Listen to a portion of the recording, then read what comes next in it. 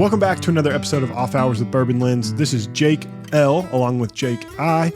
And today we are joined by sipMARGS COO Justin Nabozna. Did I get that right? You got it right. Sip. That's my over under on retakes was going to be 2, and I got it in 1. So I won the bet against myself. So Justin, thanks for joining this episode, man. No problem. Thanks for having me. I appreciate it. Yeah, so excited to chat with you. I had no clue what MARGS was when the PR team reached out. They're like, "You want to talk to Justin from MARGS?" And I'm like, "What's MARGS? Like, tell me about this." And so I think this is really cool. I love margaritas, so this really fits right up my alley. Even though you're not distributed in the great state of Kentucky, actually the Commonwealth of Kentucky. Let's make sure we get that correct. But just tell us a little bit about the business. What you're into. What are y'all are doing? Yeah, absolutely. So, MARGS is basically a ready-to-drink cocktail. So we have 5 flavors. We do coconut, mezcal, spicy, and then we have our classic and our mango. And really what we're doing is offering a margarita the same way you would see maybe a Cutwater on the upper echelons of the RTD world, where they're trying to be kind of a cocktail in a can straight off the bar. And then you have like the High Noons of the world on the other side, which are the seltzers of the world. We kind of thread the needle. So we use 4 ingredients only. It's tequila blanco, real fruit, organic cane sugar, and then carbonated water. So it's super clean, delicious tasting. And we're right now distributed in 9 states.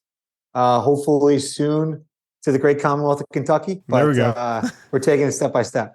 Yeah. No, that's awesome. The RTD world is exploding, it feels like. That's got to be an avenue, especially with the younger generation, because I was talking about this for another podcast idea for we have for our main channel around like, man, I want to make cocktails. I want to be that guy sometimes. And then I'm like, man, there's too many ingredients for that.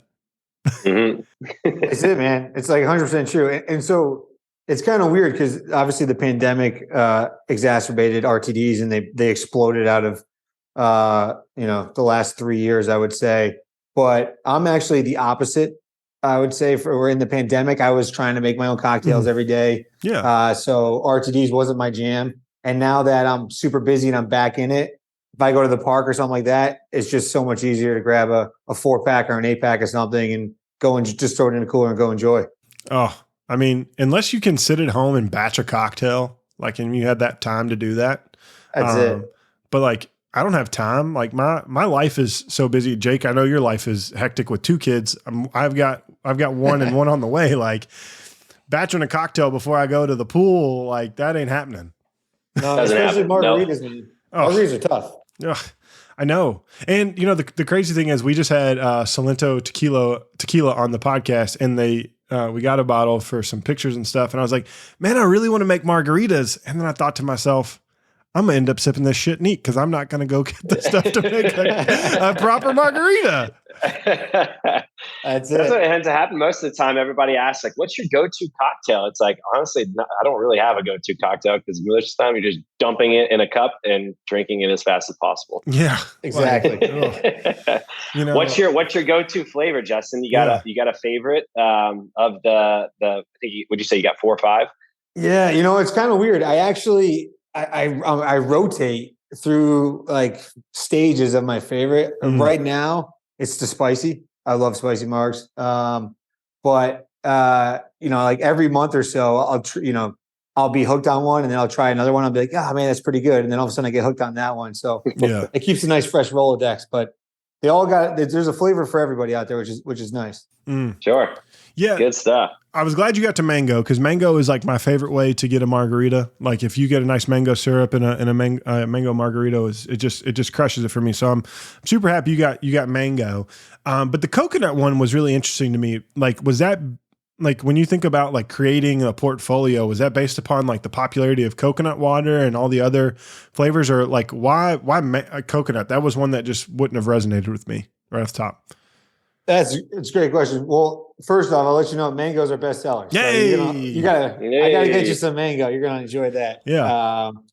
But in terms of development, so take a step back. One, I'm not a founder of the company, so I joined about a year into MARGS being a company. The founders, when they built it, they thought coconut was one, a refreshing flavor, but two, different from all the other brands out there. So when you look at the other like tequila seltzers or RTDs, there's a lot of passion fruit, strawberry, watermelon. And like you said, there's so many out there now, and it's so saturated in a lot of different ways that the founders look to make flavors that were a little differentiated. So while like classic and mango might be a little more mainstream, coconut was something that wasn't out there and still isn't really out there. And then the mezcal and the spice are the same way. And that's kind of where they came with the flavors. And then when we started testing it, they tested it and the taste was great. So they put it in a can. Yeah. I mean, I think mezcal is smart because mezcal seems like it's exploding as a category itself. So like having to be on the forefront of that. And I was talking to somebody the other day, they said they prefer mezcal over like just regular tequila. And I was like, not me. Like, not I. I'm not there yet. I'm not there yet, but there are people like in Michigan right now, mezcal is actually our best seller, which is crazy. Wow. Interesting. Huh. I feel like that's definitely a more of an acquired taste. It's like I can do it every once in a while, but I think compared to tequila or bourbon or anything else, I can't do it that often. Yeah. I mean, the other thing I'll caveat is like when you taste our drinks, it's smoky and it's delicious, but it doesn't have the strength of a like mezcal on the rocks. So you're not getting like thrown off your horse or anything like that. It's more of a smooth taste with the little bubbles in it. Yeah. Nice. It's very similar to like when someone gives you a shot at Ardbeg and you're like, what is this? Why am I drinking a peat bog or a smoke pit right now? That's how I felt the first time I interacted with mezcal. I was like, not ready for this. We were drinking tequila and then they like gave me that. I'm like, yeah, nah, we're not doing this. See you later, guys. That's it, man. I'm going home and I won't remember tonight if I drink too many of these. Justin, you mentioned joining the company a little bit after, they had launched. Were the founders guys that you knew already or kind of how did you get involved, especially with the COO role with, your background being, between Google and Waze and I think more on the tech side.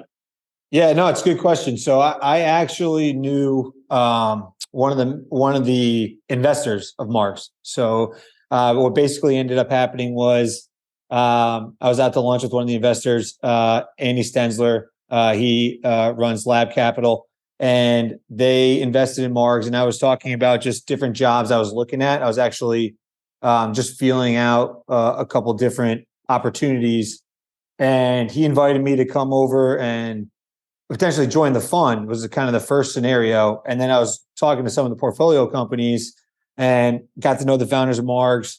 And I thought the product was great. I thought it was actually super interesting because I was tech heavy in my career. So it was like a totally different shift in skill set that I wanted to experience. So I interviewed for a role there and it kind of worked out simpatico in the sense that the founders were alcohol like industry vets. Like they all got 20 years in the industry and they all had different strengths. One came from distribution background, one came from like marketing and promoting, one came from he actually was the mixologist or the production guy. So me coming in my previous role at Google was helping build teams, build startups. I have that kind of operational role of how to get the company from 0 to 1. So it kind of was just a natural fit between me and the current founders. And that's kind of how it happened. Yeah. I mean, I think that's really unique, like, cause you took what you knew from a technology startup perspective, and then you were able to flip that on its head to, work perspective in a different industry. Right. So like having transferable skills is something that's big. And also like, we haven't mentioned this, you're also a former captain in the Marines, right? Marines. Yeah. Marines. I knew I got that right. So you're used to being around teams and creating, those environments to make people successful. So have you seen a lot of transferable, skills from the time, in service to, your time at Google and to now where you are in the startup, where you're working on the startup side of things? 100%. Yeah. I think that my time in the Marines is like invaluable to learning leadership, management, all those types of organization skills, how to deal with different personalities, how to operate in a chaotic environment. So I'll be honest, like when I got out of the military, I did, 5 years as an infantry officer, when I got out, it was super nervous because I went to the Naval Academy for an undergrad, and then I went to the Marines. So didn't have really any kind of business background. It's not like I was screaming like, hey, I know what I'm doing in the business world. So I spent a year in San Diego. I was working on a startup with my brothers. And then I figured business school was kind of the best route to go. And kind of get that like checkbox of, hey, this guy has, 2 years of business acumen under his belt or whatever, or education, if you will. Yeah. Turned out to be a very expensive way to get 2 years on the resume. So when I was back in New York and I had student loans that were insanely expensive, I was like, okay, I need a real job that's going to basically take my skills and allow me to develop. And that's when I went to Google. So Google was great for me in terms of using all of my leadership and team building skills, but then also learning a lot about the tech world and the business side of things. And then, you take the leadership and then the tech side and combine them. And then I felt very confident, obviously, moving forward in any role after that, to be honest. Yeah. I mean, you've basically been bred to be a leader, right? Like I was just, this is how I do with every guest. I'm stalking like Google, LinkedIn as we talk here. But like, so and you mentioned that you're at the Naval Academy. It's like, and then you were part of the sprint football team. Not sure what that is, but like as a football player myself, for the great University of Kentucky, like you've just been born to be on a team and lead people. Like if that's any part of your background, like it's kind of weird that people don't understand this. Like you have a mindset, especially if you kind of double dip into sports and military. It's like you're on a trajectory to lead something, whatever that something is, your family at the best way possible, your job, your career, whatever. And I think that's kind of showing through your, career development and now into where you are today. Like that's just me applauding it because people don't understand that. And that's a hell of a trajectory. No, yeah, I appreciate it. And I will say like team sports is definitely step one of learning just how to work with people, how to lead, how to be, a team player, all those things that you just take for granted, I guess, when you're playing sports or as a kid growing up. And then you don't even realize you're utilizing them in the workspace or even in the Marines. But it just kind of like naturally flows. And it's like when you take a step back to actually say like, okay, how am I doing this? And then you realize all the things that you've done in the past. It's kind of like a checkbox of like, okay, all these things actually served a purpose in my life, which feels good when you look at it retrospectively. Yeah. 100%. Definitely. So what changing topics a little bit and everything. You mentioned you're in New York.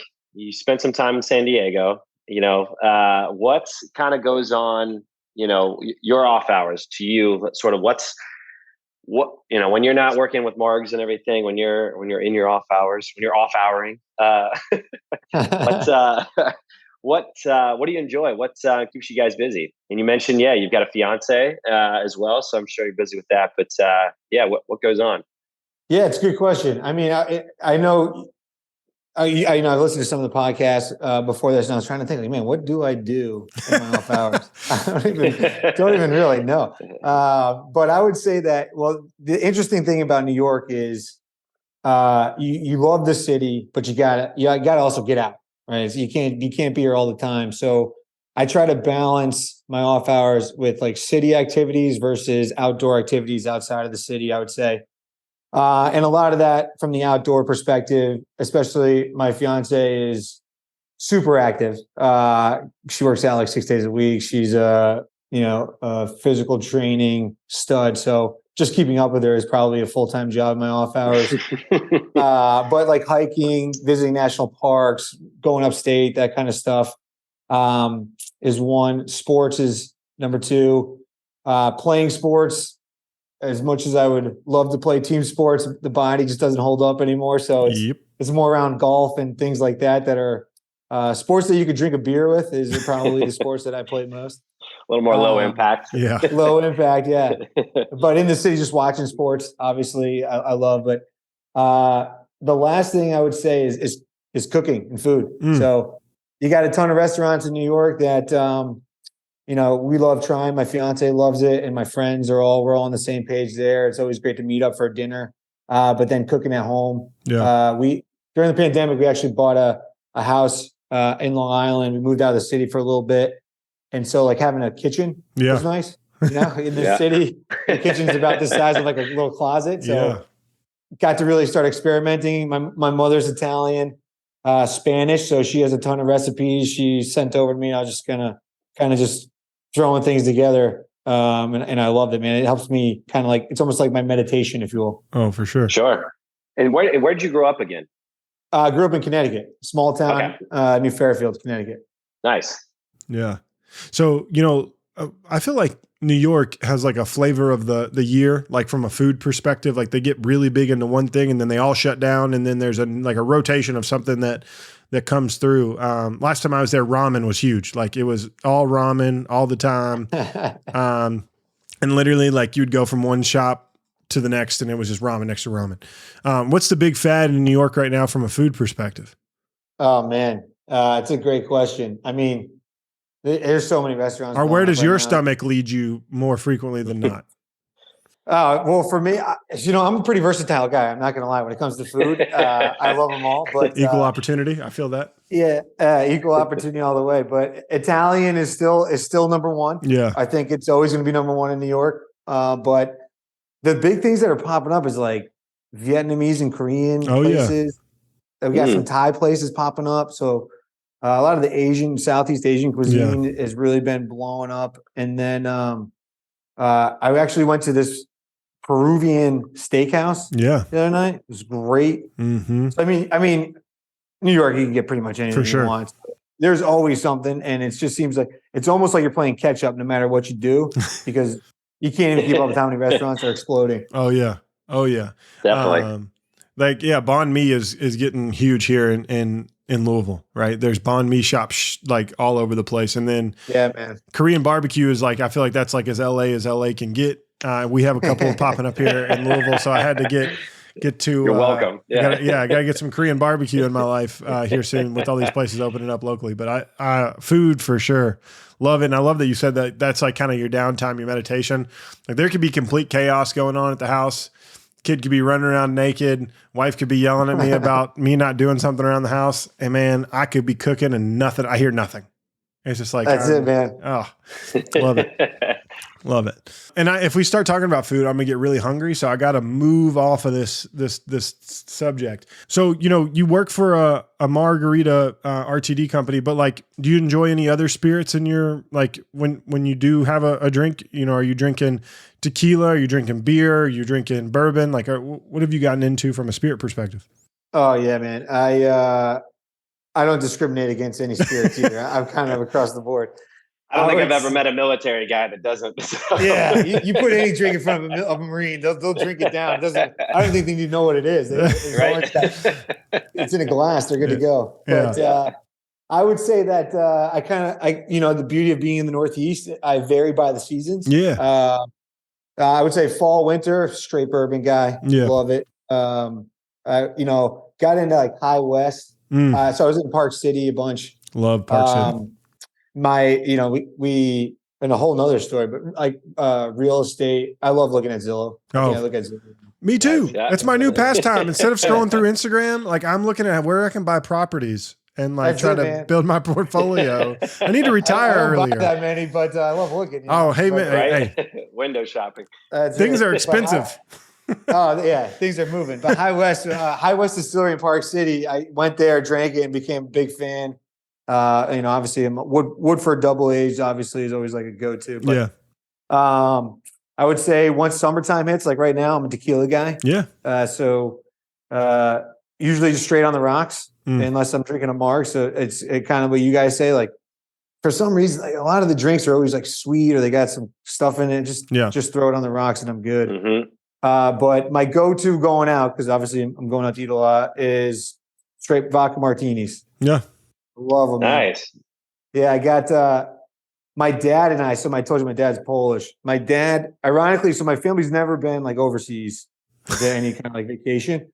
Mm-hmm. So when I grew up, like North Carolina was our vacation every year. Yeah. Oh yeah. Loved it. Yeah. Beach vacay for a week. Like as a kid, it was the best.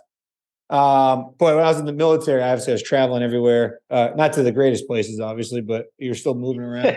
Not too many vacation spots, I would imagine. Wasn't hanging out in Madrid, if that's but so when I got out, I took my dad to Poland for like a week. And my dad's like, I mean, Polish Catholic guy, family man to the core. I probably have never seen this guy drink more than like two beers or 2 glasses of wine at any dinner. He was always like on it for us. And now that I got 3 brothers, we're all out of the house. Youngest brother is now 26, so he could let his hair down a little bit. Yeah. Take this guy to Poland. And in Poland, I mean, vodka is the name of the game. For sure. So we start going, we sit down and they just start pouring us shots of vodka. Like first night, first place we go, I see my dad get a little tipsy. We start letting loose. So from that point forward, we came back and I was like, Dad, I can't just drink straight vodka with you anymore, man. This is going to kill me. So we switched to martinis as our drink of choice. So now we're martini drinkers moving forward at restaurants. Nice. And then bourbon to relax. Nice. Are you an up guy, a dirty guy, or twist? I got 2, man. I rotate between a dirty with 3 blue cheese olives, and then if I'm feeling lucky, I'll do a Vesper with a little lemon twist. There you go. Nice. There we go. Yeah. I can honestly say that my boss made me try to drink, or my former boss, like back in the day when I first started work, he was like, "You're going to drink a martini at this martini bar." And I'm like, "No, I'm not." He's like, "I'm going to fire you if you don't drink it." I'm like, "You're going to fire me then." So he orders me this drink. And apparently there's this world famous martini bar in Evansville, Indiana. I shit you not. They've got these plaques. Huh? It's next to the Tropicana Casino. Weird. Like, whatever. So he orders this thing. He orders this drink, and I'm like, "I'm not drinking. I'm not going to drink it." He's like, "All right, I'll give you $100 or I'll pay for your gambling for the night." It's like 1 a.m. So he's pretty inebriated at the time. And I'm like, "All right, you can pay for my first buy-in at the roulette table." So I take a drink and I literally spit it out. I couldn't do it. I hate olives, and it just was the worst experience of my life. But long story to say, not a fan of the martini, but I do understand them, and they look beautiful and they smell fine. I just don't like olives. Hey, just man. The olives. Yeah, I get you. You got to try it. You should try it. Did you ever try a Vesper? I have martini? Not. Probably need to try that. Try one of those, man. It's half vodka, half gin with a little Lillet vermouth and a lemon twist. Okay. But the gin and the vodka combined really like cuts it right down the middle. Yeah. But I recommend. All right, I'll give it a try. There's a nice gin bar here locally called Gertie's. I'll have to give it a whirl. Go over there. They have everything. But Louisville's got all these like little holes in the wall. We want to be like a borough of New York, not New York. We want to be a borough, like a small one. And we have all these like little spots that pop up that have all like that classifies like one thing, and they own that one thing, and they're like the only gin bar in town. So you go there and they can make all the types of different cocktails, and they have vodka and bourbon and all the fun stuff. So that's where I'm going to have to go try it. Try it out. There you go. We used to have this place out here that they had the VOD box. And this was before COVID shut everything down. They went out of business, but we always used to go in, and they had a big walk-in cooler, a big freezer. And with, I don't even know how many bottles of vodka, but you got the hats on, like the fur hats, and coats and everything. And you'd go in there and they'd, give you the spiel on every vodka. That's pretty cool. You'd stumble out of there every single time. It's like, then COVID happened, shut it down. And I don't even know what they turned it into now, but I'm keeping an eye out. There's got to be somebody that's going to do it again, because it was a lot of fun. Oh yeah. They have one of those in Vegas in the Venetian. Yeah. Oh yeah, that's right. Yeah. They do. It was kind of like, why am I paying to go get cold? I came to Las Vegas to enjoy the heat. Yeah. Now I'm frozen. What are we doing here? I feel that. So, as we've kind of like gone around the world here, bring it back a little bit to, yourself and managing, the chaos that is life. Like, do you have, with all your backgrounds and things like that, do you have any tips or tricks that you kind of like rely on to balance out, working at a startup, having an active life, having a fiance, and balancing friends and family, all that other stuff? Like, do you have any tips or tricks that you kind of focus in to like make sure you're able to fully experience all of those, pieces of the conversation when you're present with them?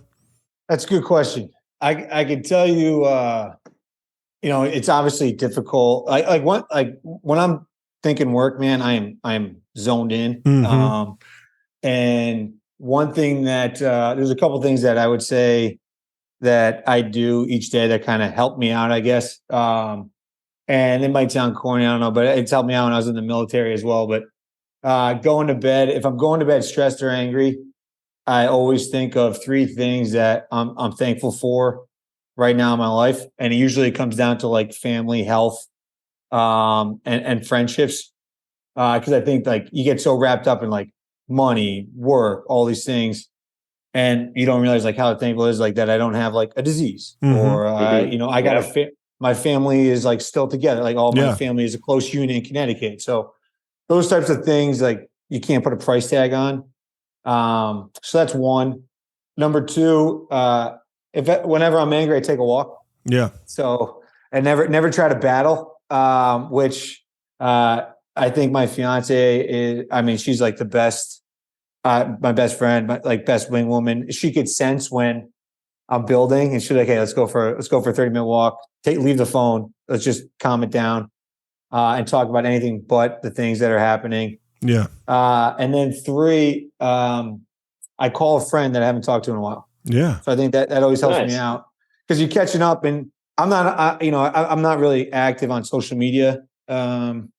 So I don't, see what's going on with people. So when I call somebody, I'm genuinely getting an update versus like saying, oh yeah, I saw that on Instagram. Yeah. Right. If you follow my fiance, you'd probably think that I'm all over social media because she's posting all the time, but I don't see it. So calling old friends is something that I love to do. And it definitely, it brings me back to that grounded state. Mm. Yeah, man. Love that. We were chatting with one of our guests for the series that'll come out later, but like the importance of men finding friends in adult life that they can relate to, or being able to kick back. I feel like that's something that guys don't talk about a lot. Is like, is making sure you have that foundation of other men in front of you, behind you, beside you, that can. That you're helping the next generation, but you're also being equipped to have accountability and then, growth from people in front of you. So like having that, like, just kind of makes me think about like, man, there's some people I probably need to call, catch up on, like check in on them, because like that's been the hardest thing as I've become an adult being in team sports my entire life is, finding friends. And especially when I work remotely, everyone else in my company works in like Michigan. I don't see anybody. Like, it's just like, how do I go about making lifelong friends? Yeah, man. I can tell you too, like it doesn't take a lot once you start doing like 10-minute phone call, 15-minute phone call. All of a sudden you feel like you're back on track. And you're like, For sure. And then you start texting a little bit, and then like it's like, okay, we got our mojo back with a friend that I probably haven't talked to in 5 years. Yep.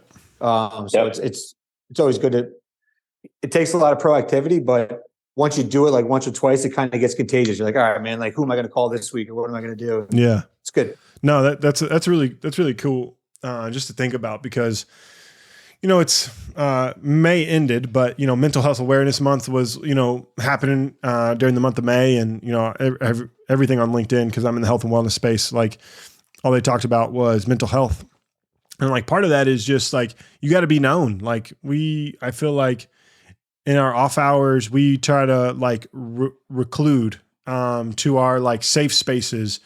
But when we do that, we're left to our own devices and our thoughts. And sometimes those can be bad and not productive. And so like being able to have someone chime in, or proactively doing that, allows you to focus on some cognitive behavioral therapy to get whatever's in your mind out.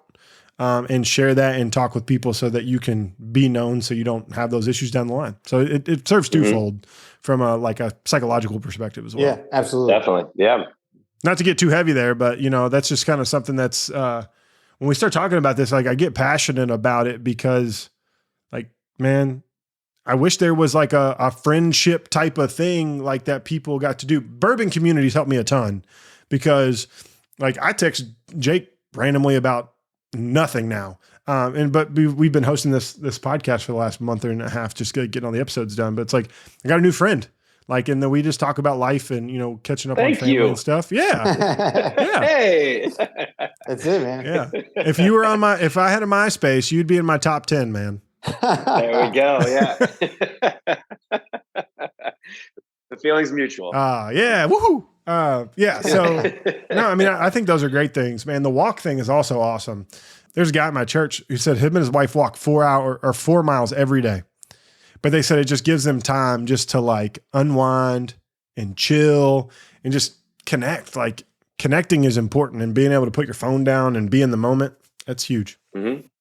I think that's something too. And Justin, you're saying with you and your fiance going for a walk, if you know you're getting heated, it's like, as much chaos and everything that goes on throughout the day, it's like with my wife's schedule or my schedule, it's like, okay, we may not be able to go out on a date, or we may not be able to go, do whatever, but it's like trying to find, 20 minutes, half an hour or something to do that walk is almost like our date. That's like, that is our time to like, we don't have the kids running around. You don't have to worry about it. It's like, you're out and about and you get to catch up, and it's like, okay, well, like that's all we needed. Because it's like, everything else is so much of a process, and it's like, well, if that's all you can get, then take advantage of it while you can, and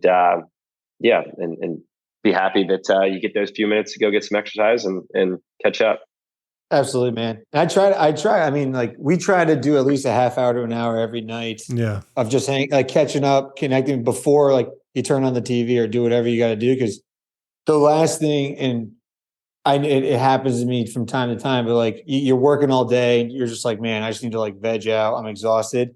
And then you go home and you turn on the TV, and then you veg out in front of the TV, and then you're like, oh, I'm exhausted. I'm going to go to bed. You're like, all right, what the hell is my day? Like I just work, TV, bed. And I hate that. Then I go to bed. You don't feel like you connected or did anything that day. Whereas if I just go for a 30-minute walk or just hang out with my fiance's name is Sarah, by the way. So go out with Sarah, all that like disappears, and you have no problem sitting down and watching TV an hour later. Sure. Yeah. It's going to be nice too now that like, especially the summer's coming up, just the days getting longer and being able to have more opportunity to be out and be daylight versus, this winter months where it's dark by 4:00, 5:00, and, you feel like your day's cut so short. Oh yeah. It's prime time now, man, especially in New York. No. Yeah, exactly. Yeah.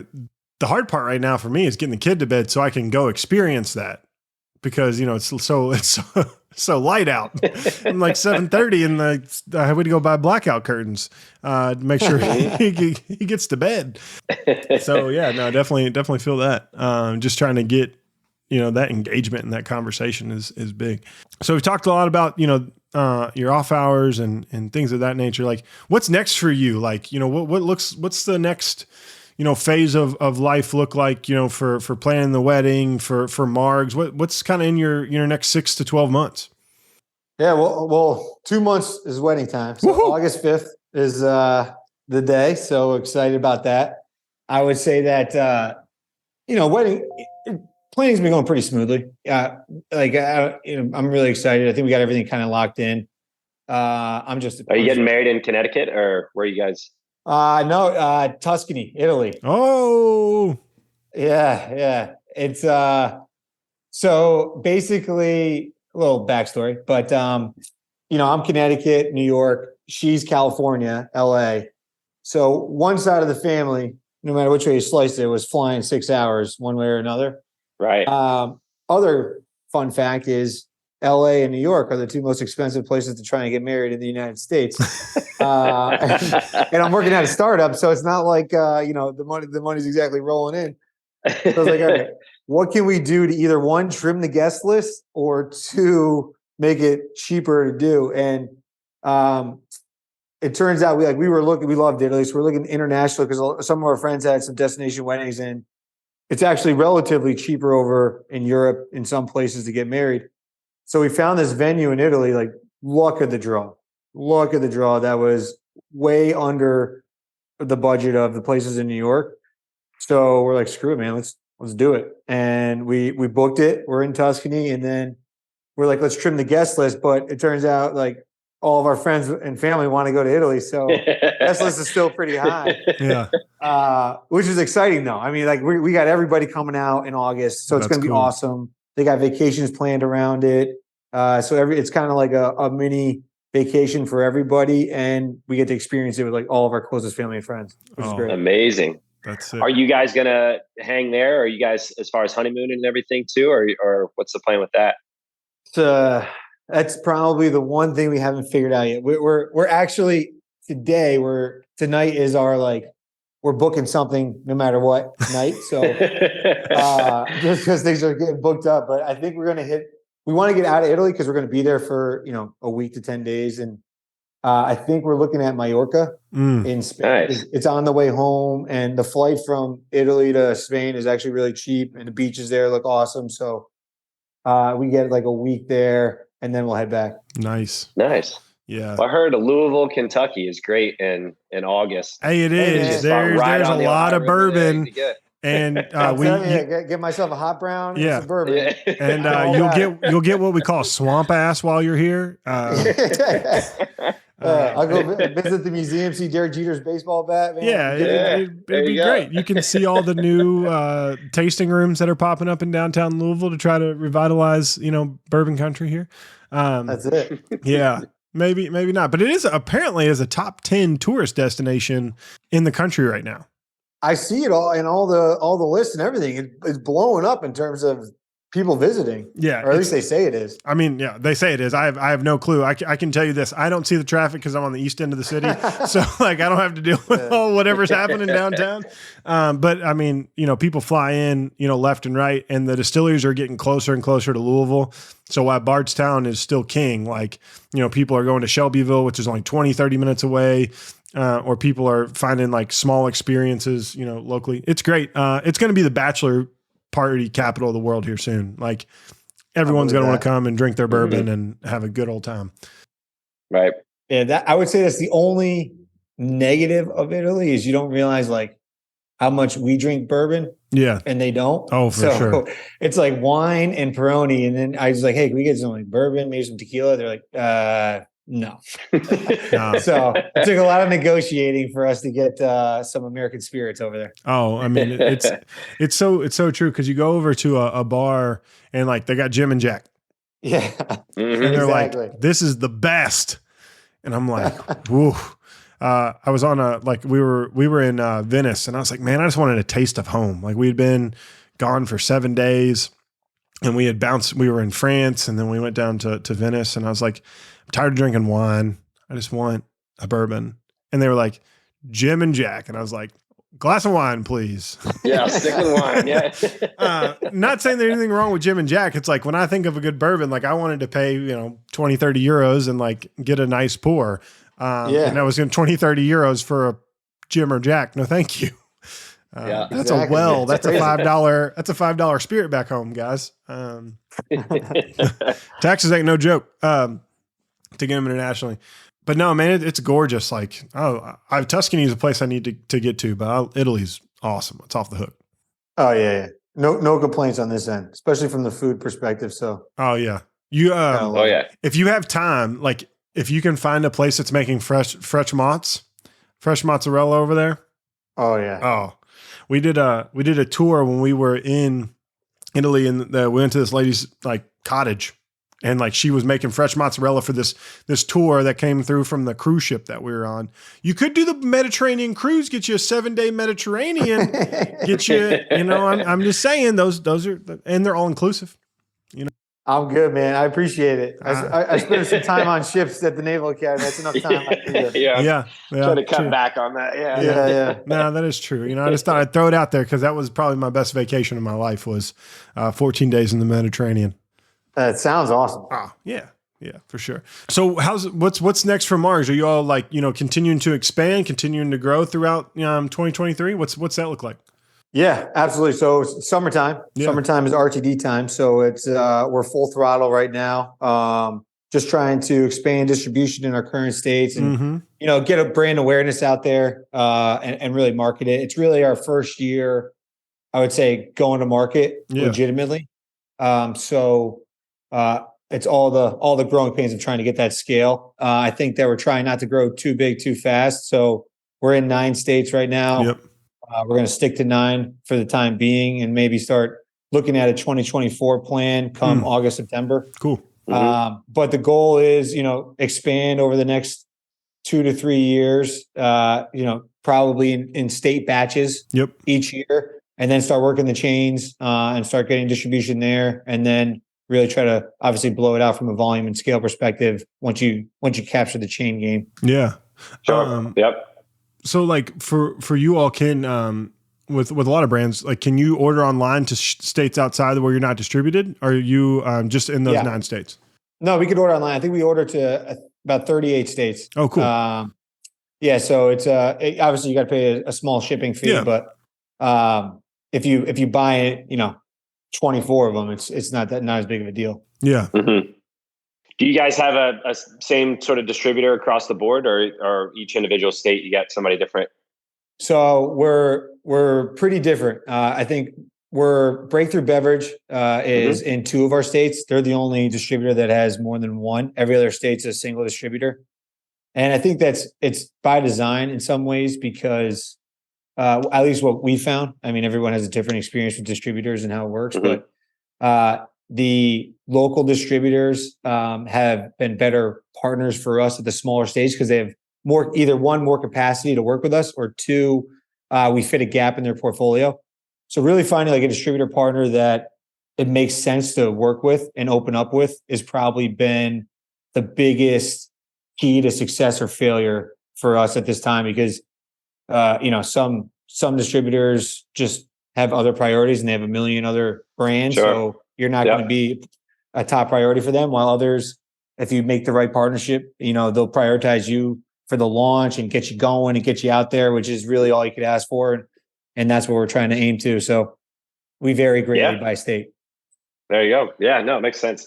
Definitely. Well, that's exciting. It sounds like you got an action-packed next 3 months ahead of you. Oh, yeah, man. I picked a great time to have a wedding right in the middle of high season for RTDs. It's like when Jake goes on his Christmas vacation right during the middle of, getting into the black season for bourbon. Yeah, exactly. when he decides to vacation in South Beach, because he's just tired of all the gray and cold in LA. That's it. Yeah. Oh man.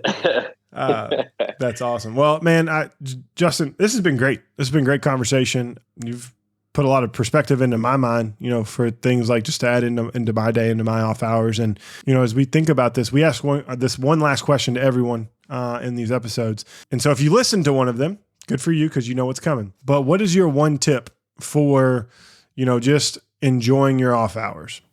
Oh, man. My one piece of advice would be, and I don't know if this is actually good advice or bad advice, but I think that I want to say in the words of Phil Knight, just do it. Yeah. I think that, when you procrastinate off hours, which everybody does, especially with work, and you think like, oh yeah, I'll just go for that run after work, and then you don't do it. Or I'll just, I'll meet you next week instead of this week. Like, make off hours a priority is probably my biggest piece of advice, because it really does wonders. One, for your mental wellness, but also 2, it just revamps you for the next day for actual work. Yeah. And so to prevent burnout, that would be my one piece of advice, is prioritize the off hours just as much as you do for regular work. I think it's a good piece of advice. The last thing we got for you is this. I'm going to give you a couple seconds. Promote Margs. Tell people where they can find it and where they can, order online and all that stuff. Yeah, absolutely. So I would say, one, if you want to go to our website, it's www.sipmargs.com, SIPMARGS.com. And you can see our store locator where it is, but the states we're in are New York, New Jersey, Florida, Texas, Georgia, Michigan, Illinois, Connecticut, Massachusetts. Otherwise, you could buy it online. And I say to try it out. I think, there's a ton of RTDs out there. I get why people are skeptical of keep trying new things, but Margs is truly a delicious cocktail. It's refreshing and it's clean. So, you get a lot of this residual aftertaste in a lot of these, or you get malt seltzers, or you get all these other things going on. We're premium, clean ingredients. So I think that the people that do try it are really enjoy it. Awesome. Well, thanks everybody for listening to this episode of Off Hours with Bourbon Lens. And thanks again, Justin, for joining this episode. As always, if you want to know more about Off Hours, go over to @DrinkOffHours on all social media platforms. If you want to know more about Bourbon Lens, go over to @Bourbon Lens on all social media platforms. And do us a favor, go subscribe to this latest episode of Off Hours with Bourbon Lens. Make sure you subscribe there and give us a 5-star review. We'd greatly appreciate it. And until next time, cheers.